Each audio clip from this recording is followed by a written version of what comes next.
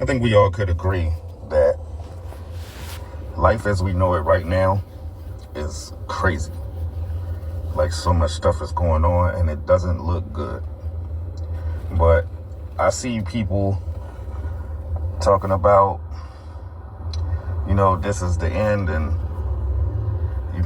can it get more worse than this? And yes,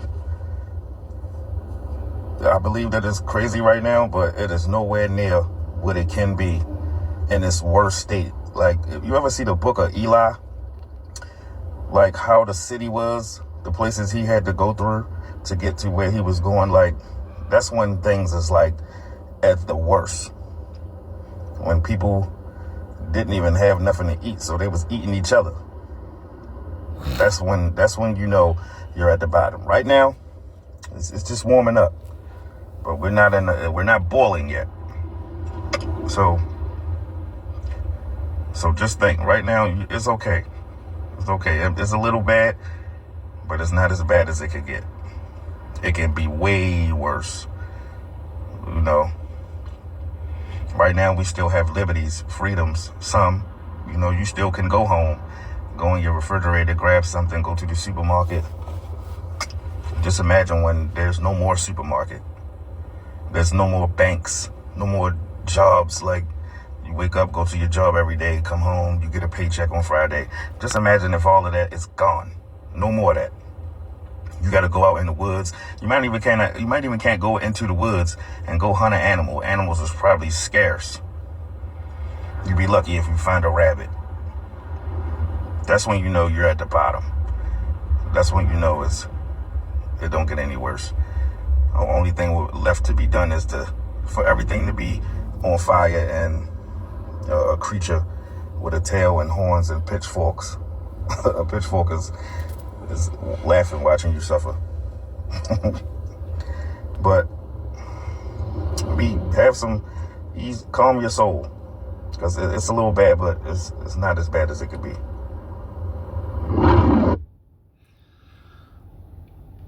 Isaiah 24:11.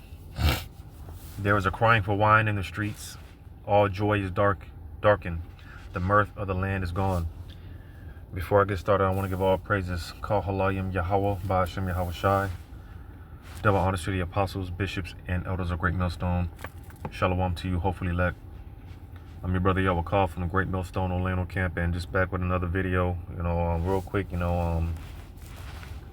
because, it appears, disappearing Jake, which there's a certain spirit out there, mainly with our people, so-called Negroes, Latinos, and Native American Indians, that spirit of optimism, which I always say, it goes to show you how dumb Jake is, because here it is, Esau, he sees his kingdom going down, all right, and he's getting ready to fight for his kingdom, which he should, rightfully so, all right. They see their kingdom going down, and they're pessimistic, but Jake, for the most part, are really the only people that are optimistic, all right. Trying to look at the glass half full rather than half empty. When it comes to a bright future for America, Jake is really trying to hold on to everything that they got, and their hopes, they're all chips, all bets are in Babylon, and they're continuing on of this wicked kingdom, because this is Jake's best hope. This is all Jake believes in, is the furthering of Babylon, the continuation of Babylon. So, whatever it is that whatever false sense that they hope, whatever false sense of hope that they're clinging on to for this place to continue on, little do these people know, little does Jake know, all right? Because like Jake was saying, it's bad now, but it can be worse. And through the spirit and power of Yahweh Shema Shai, starting from the apostles, of Great Millstone and the men on down, have been telling you, and even their elders before them, there's no bright future for Babylon, all right? We are coming to the conclusion, the final curtain call, all right? The season's finale of Babylon, all right? And again, it's not going to get any better. It's only going to get worse. As we've been saying, all right, it's only going to get worse before it gets worse, before eventually we get the kingdom. All right, but we have to go through the straight gate. You know, we have to go through this time period known as the day of doom, pursuant to 2 Ezra 7. All right, Jacob's trouble. All right, Daniel 12:1. You know, it's going to get so bad out here that Michael the archangel is going to have to stand up on the behalf of the elect. All right, different situations are going to be transpiring. Things are going to be happening.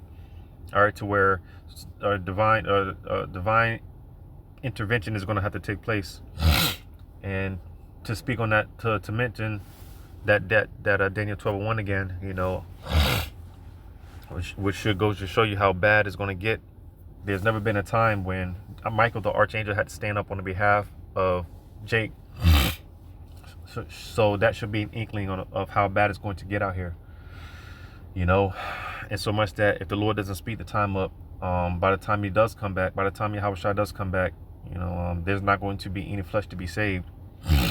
All right. So again, you know, through the spirit and power, grace and mercy of Yahweh Shema Shai, which has been heavy in my spirit because, you know, there was a time when, you know, the prophets being on the scene was far few in between. You know, there's never been a time when, like now, you know, because the prophets are an extension of Yahweh Shema Shai's grace, his mercy. All right. The Lord always sends his prophets out before he sends the destruction. I'm going to grab this real quick at Amos 1:1.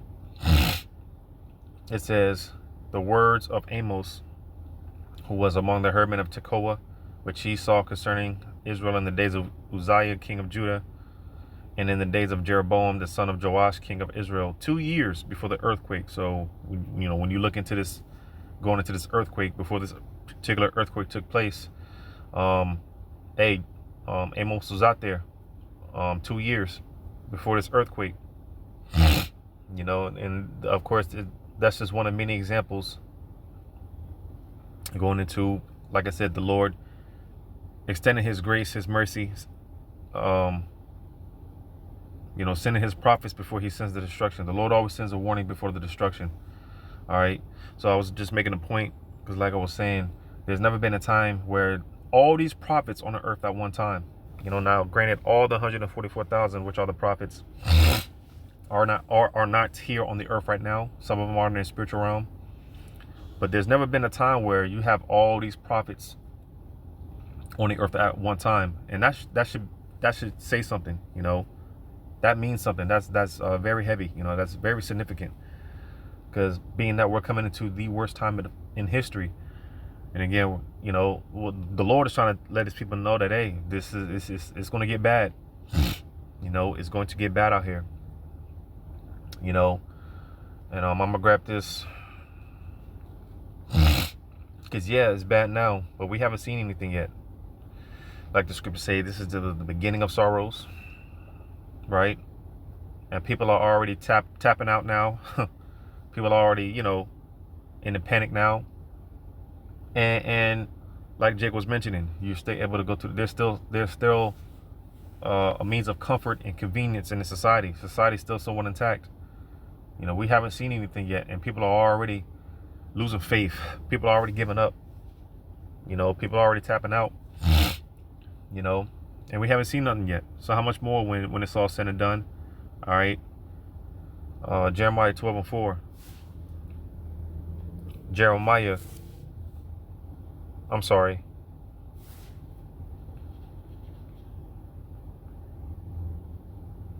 Yeah, Jeremiah 12:5.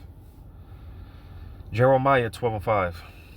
If thou hast run with the footmen, and they have wearied thee, then how canst thou contend with horses?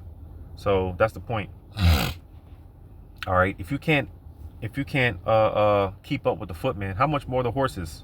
You know, man. And like I said, you like I said, people are already giving up in God, right? Now people are giving up their faith. People are giving up their religion. People are so-called turning their back on God now. People are just giving up, tapping out, flipping out, bugging out, panicking, worrying, deleting themselves, and so on and so forth, you know. And you think it's bad now. Like I said, you can't keep up with the footmen. How much more the horses? If the footmen have wearied thee, all right, how canst thou contend with horses? You know, because we haven't seen anything yet. You know, we haven't seen nothing yet. You know, like I said, society's still somewhat intact, still able to go to the grocery store and you know, so on and so forth. All right, but the time is coming, as again the warnings have been going out. The time is coming. All right. I'm gonna go to Revelation 6. I'm gonna start at verse.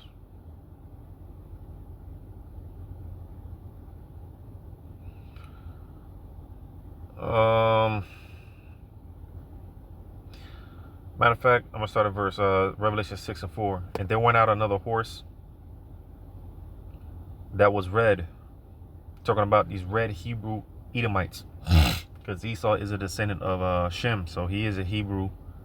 All right, but he's just not of the chosen, you know, because you had other nations come out of Shem, such as not Japheth, Slakia, Moab, Ammon, all right, Ishmael, all right, Jacob, Israel, you know, but it's always been about a chosen seed line, because you know you got the argument where we all come from Adam, we all come from Abraham, which is true, but it's always been about a chosen seed line.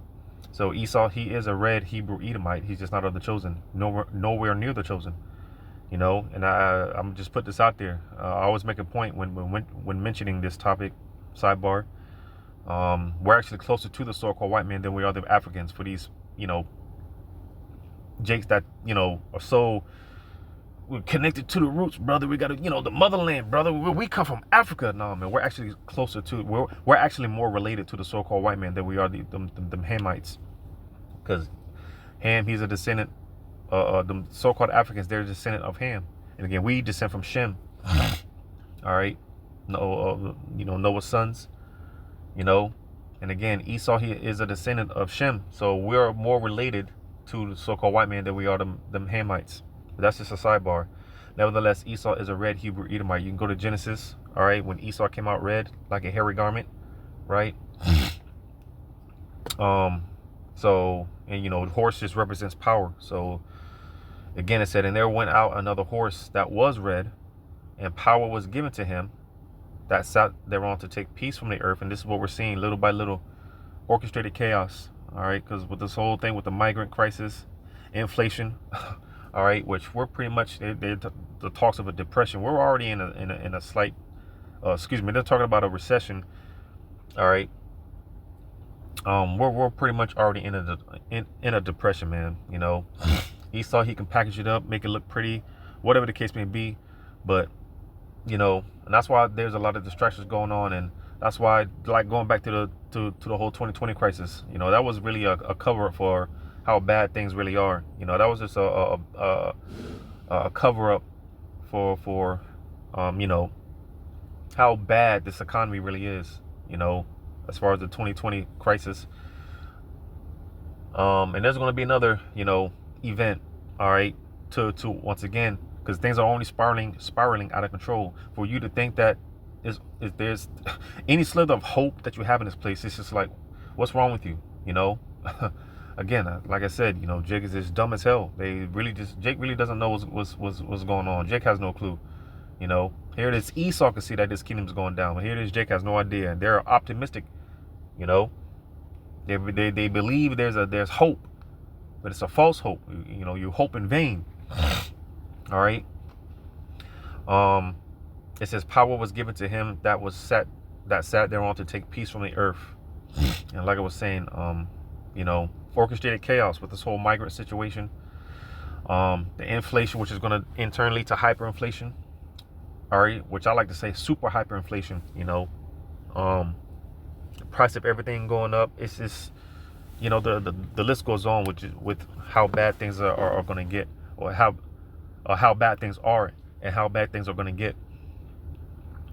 It says, and they that should kill one another, and there was given unto him a great sword. So you see, man, Esau through the spirit and power of on the left hand of Yahweh Bashem Shai. Esau, he's orchestrating chaos. All right, all these migrants, you know, all these you know, stores getting robbed, getting jacked. You know, one thing is going to lead to another. All right, it's going to be a huge domino effect. All right, and this is all in all, long story short, is going to be total, just total anarchy, chaos, lawlessness, lewdness. All right, people are just going to take matters into their own hands, it's going to get bad, man.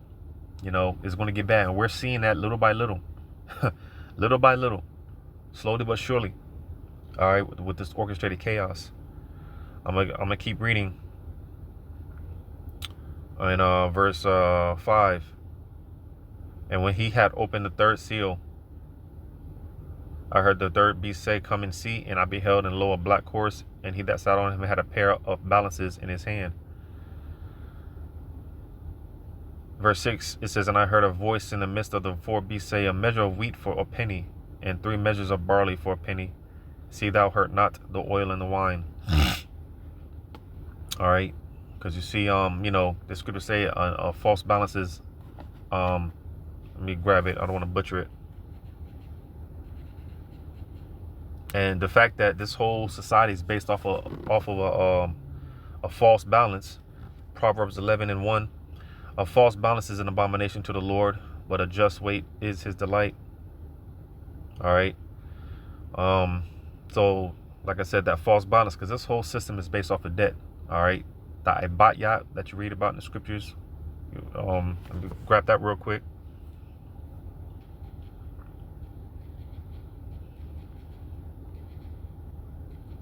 That thick clay, which when you go into it, it goes into the ibatyat. Right?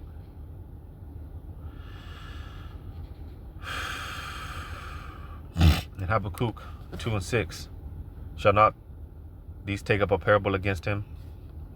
And we're seeing this little by little, you know, everyone, all these nations, more and more, they're doing away with the dollar. All right, because, you know, that dollar, man, that petrodollar, you know, has been one of the biggest schemes, you know, one of the biggest scams, you know. And all the nations have drunk another wine, and they're mad. So the nations, we're in a time where the nations are waking up. All right, more and more, they're doing away with the dollar, which that's going to, you know, Saudi Arabia, which is America's cash cow, you know, they're I believe they're in talks, or they might have already, you know, signed over to the whole BRICS. All right. You know, because once Saudi Arabia completely says, and like I said, cause it's been a while, I know they were for sure in talks. You know, last time this topic was brought up, they were at least in talks. But I think they actually pretty much said that, you know, we're going to go ahead and side with the BRICS. You know, which I could be wrong on that, but they were definitely in the talks at least, for sure. You know, if they actually came through, went through with it, I don't remember. But once Saudi Arabia goes, listen, all those dollars, all these nations, the more and more these nations you know, lean away from the dollar, it's going to cause it. You know, all those dollars got to come back somewhere. All right, and they're going to come back to the shores of Babylon.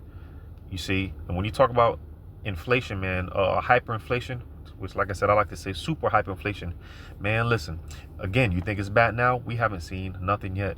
All right, I'm gonna read this again in Habakkuk 2:6. Shall not all these take up a parable against him, and a taunting proverb against him, and say, woe to him that increaseth that which is not his? How long? And to him that ladeth himself with thick clay. All right, going into that, basically that debt. You know, because this whole society is based off of debt. That whole dollar, I meant to say, you know, which pretty much powers this society, it's all based off of debt.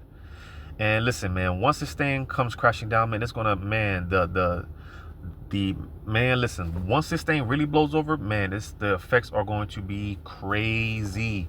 All right, it's going to be crazy, man. You know. Because, you know, you hear certain of these economists, they talk about the debt bubble. Listen, eventually, man, because you can only kick the can down the road so long before eventually the road comes to an end. And we'll come to the end of this road, man. Like I said, this is the final curtain call for Babylon. All right. We're at the end of this thing, man. And once this debt bubble pops, oh, my goodness, this is going to be crazy. You know, it's going to be crazy, you know. So this is going to be a time when, again, hyperinflation, right? I'm going back to that Revelation 6:6 again. And I heard a voice in the midst of 4 beasts say, a measure of wheat for a penny, and 3 measures of barley for a penny. All right, because when you go back to ancient Rome, pagan Roman Empire, and all these are, and this is why how we know that America is not but a regeneration, a regurgitation of the ancient Roman Empire. All right, because the same things that's going on now, it was the same things that's going on back in that time, which led to the downfall of America, the downfall of ancient Rome. Because in ancient Rome, pretty much the denarios, which was the currency at that time, because that's what when you go into this, like I said, a measure of wheat for a penny.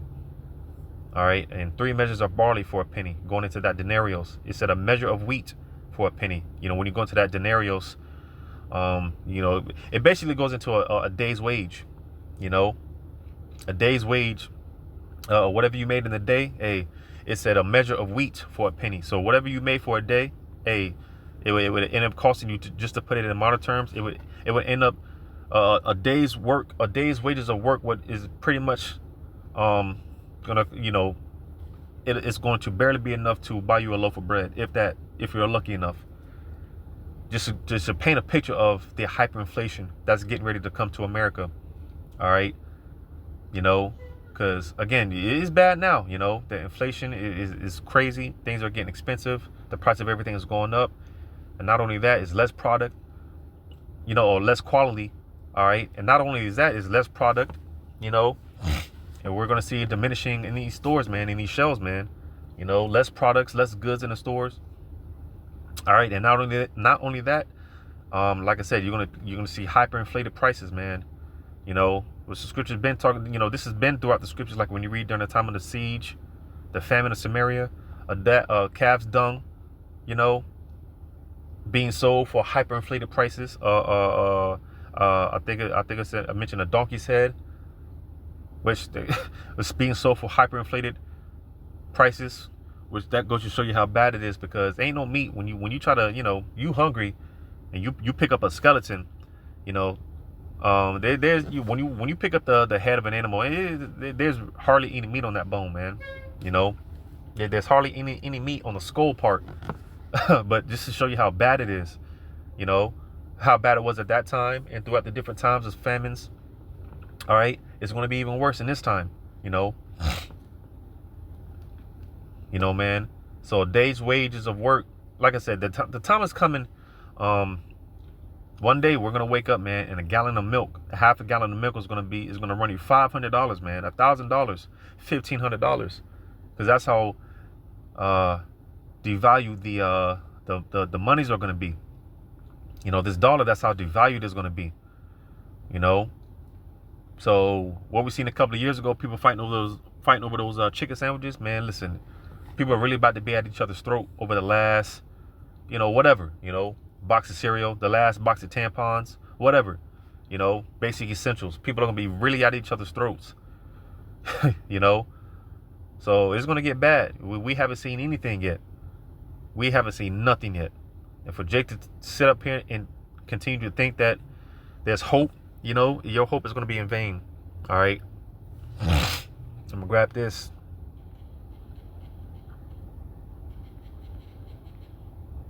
We haven't seen anything yet, man. And that's why the spirit of Yahweh Shema Shai is really going to have to be with us, on us, working in our favor, on our behalf. Here it is. We just had the Day of Atonement, which should be a signifier in, being closer, drawing closer to Yahweh Shema Shai, every day, man, praying throughout the day.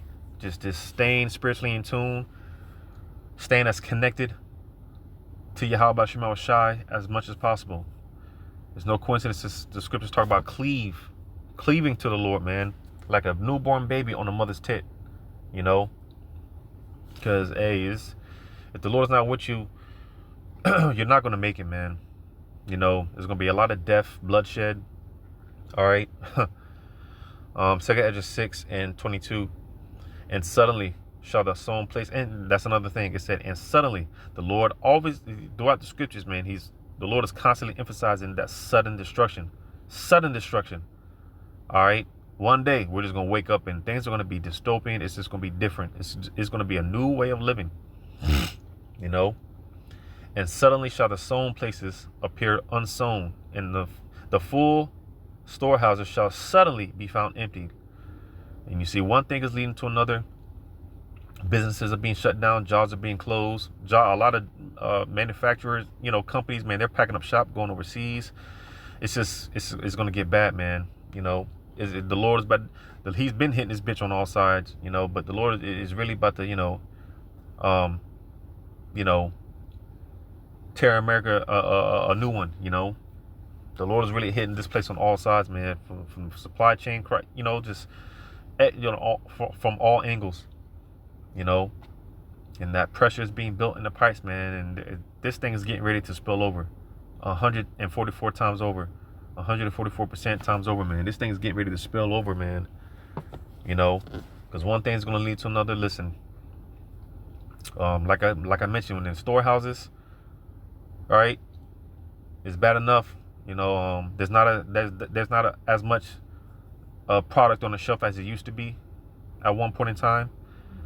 And it's only going to diminish. The shelves are going to get more empty, and not only that, it's going to be less product. All right, and not only that, it's going to be hyperinflated prices, man. So what do you think people are going to do, man? They're going to be ransacking shit. All right, people are really going to be robbing and looting out of desperation. Right now, again, a lot of things are being orchestrated. A lot of things are being orchestrated, even from certain protests and riots, looting of stores. A lot of that is orchestrated, but it will get to a point where people are out of desperation, man. People are really going to be at each other's throats. Like I said, people are really going to be going at it for the last box of cereal, for the last gallon of water. People are really going to be offing themselves, man, offing one another. It's going to get crazy. It's going to get crazy. It's going to be a bloodbath, man, in the streets of America real soon. So we haven't seen anything yet. We're in the beginning stages of Jacob's trouble, man. As this is the year coined by the beloved Apostle Tahar, the hopeful year of Jacob's trouble. The stage is being set, and Lord willing, we're at that number because pursuant to Ecclesiasticus or Sirach 40:9, death, bloodshed, the calamities that's coming, it's for these people. It's not for us. So that's why we say, hey, you just get your spiritual popcorn ready. We got nothing to worry about. Lord willing, we're at that number. We just get our spiritual popcorn ready, and we're about to see the Lord do His thing. We're about to see the Lord work His work. We're about to be a witness to this, man. But we haven't seen nothing yet. We haven't seen anything yet. But any day now, any moment, Lord willing, this is edifying. All praises to Yahweh Bashem El Shai. Shalom to you, hopefully, elect.